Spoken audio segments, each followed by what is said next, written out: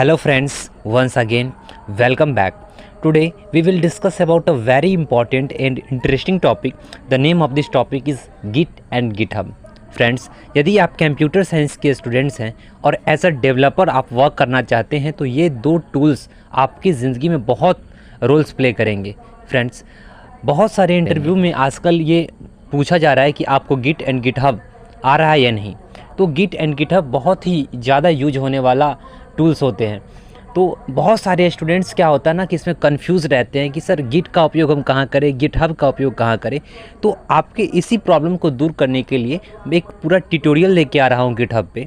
सो यदि आपको ये ट्यूटोरियल अच्छा लगे तो अपने दोस्तों के साथ शेयर कीजिए और ज़्यादा से ज़्यादा सीखने का प्रयास कीजिए।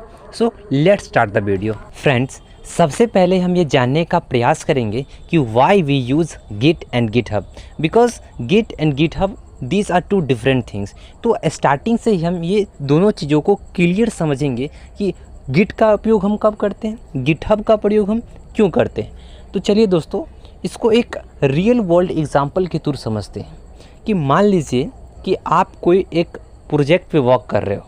मान लीजिए कि आप एक वेबसाइट बना रहे हो, तो उस वेबसाइट के लिए आप एक फ़ोल्डर तैयार कीजिएगा। उसके अंदर HTML के फाइल्स होंगे, CSS के फाइल्स होंगे, जावास्क्रिप्ट के फाइल्स होंगे और बहुत सारे इमेजेस का कलेक्शंस होंगे।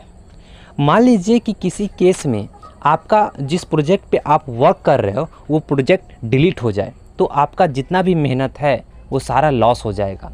इस केस में आप यह चाहते हो कि हमारे पास एक बैकअप रहे, ताकि जब हमारे लोकल सिस्टम से वो कोड डिलीट भी हो जाए तो हमें वो चीज़ों को एक्सेस कर पाएँ। दूसरा ये है, मान लीजिए कि जिस प्रोजेक्ट पे आप वर्क कर रहे हो उसी प्रोजेक्ट पे आपके और फ्रेंड्स वर्क करना चाहते हैं, तो ये कैसे फिर इसको आप टैकल कीजिएगा। तो इसके दो वे हैं।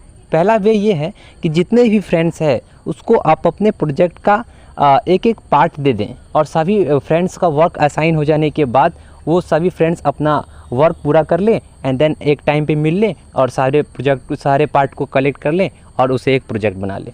बट आप जब बड़े प्रोजेक्ट पे काम कीजिएगा तो this is not a good way. तो आप क्या चाह रहे हो ना कि हमारा प्रोजेक्ट एक ऐसे जगह पे असाइन हो जहाँ पे जितने भी मेरे फ्रेंड्स हैं उस प्रोजेक्ट को एक्सेस कर पाए, अपना वर्क को पूरा करके वहाँ पे पुश कर दे, और जितने भी फ्रेंड्स अपने अपने वर्क को पुश किए हैं, अपने अपने प्रोजेक्ट को वहाँ पर अपलोड किए हैं, उस सारे फ्रेंड्स के पास उसका एक्सेस हो, ताकि अगर किसी को कोई चेंजेस लगे कि यहाँ पे कुछ चेंजेस हो सकता है तो वो कर सकता है। तो इस केस में भी हम गिट एंड गिटहब का प्रयोग कर सकते हैं।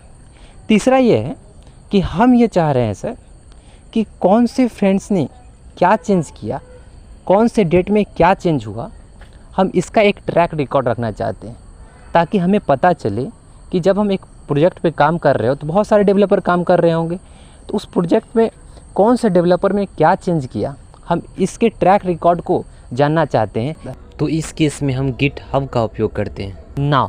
अब हम ये चाह रहे हैं ना कि हमें एक ऐसा स्पेस मिल जाए जहाँ पे हम अपने इस प्रोजेक्ट को रखें और कहीं से भी हम इसको ईजिली एक्सेस कर पाएँ, ताकि मान लीजिए आप इंटरव्यू देने गए तो आप वहाँ से URL दिखा सकते हैं, ये मेरा प्रोजेक्ट है, ये इसका URL है एंड देन ये आपका कोड है। तो हम एक ऐसा स्पेस चाह रहे हैं जहाँ से हम कहीं से भी हम अपने इस प्रोजेक्ट को एक्सेस कर पाएँ।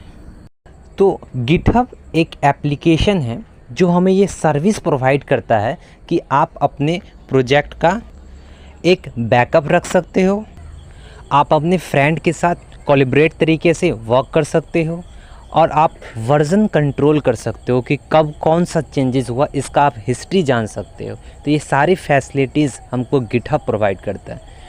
तो जिस टाइप से आप फेसबुक इंस्टा पे अकाउंट बनाते हैं उसी टाइप से आपको गिटहब पे भी अकाउंट बनाना पड़ेगा, और जिस टाइप से आप फेसबुक इंस्टा पे इमेज पोस्ट करते हो उसी टाइप से हम गिटहब पे कोड पोस्ट करेंगे ना। गिटहब हमें एक ऐसा इंटरफेस प्रोवाइड करता है, एक इजी इंटरफेस प्रोवाइड करता है जहां से हम अपने प्रोजेक्ट को ईजिली अपलोड कर सकते हैं गिटहब पे। बट आपको एज अ प्रोफेशनल आपको ऐसा नहीं करना है। तो इसके लिए हमको क्या करना है ना कि अपने लोकल सिस्टम पे एक गिट नाम का एक सॉफ्टवेयर इंस्टॉल करना पड़ेगा जो हमारे प्रोजेक्ट को गिटहब तक पहुंचाने का काम करेगा।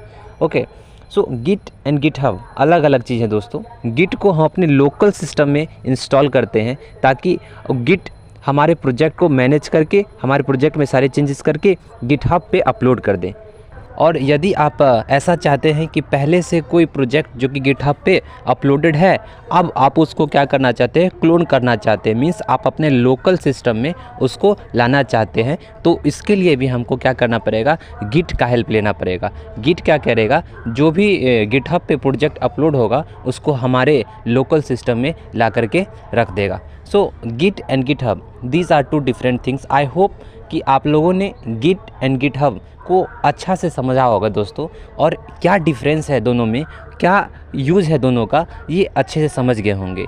नेक्स्ट वीडियो में हम आपको गिट के बहुत सारे फीचर्स को लेकर के आएंगे, गिट के कमांड को लेकर के आएंगे। सो आप लोग इसी तरह के वीडियो देखते रहिए और हमें सपोर्ट कीजिए। Thank you.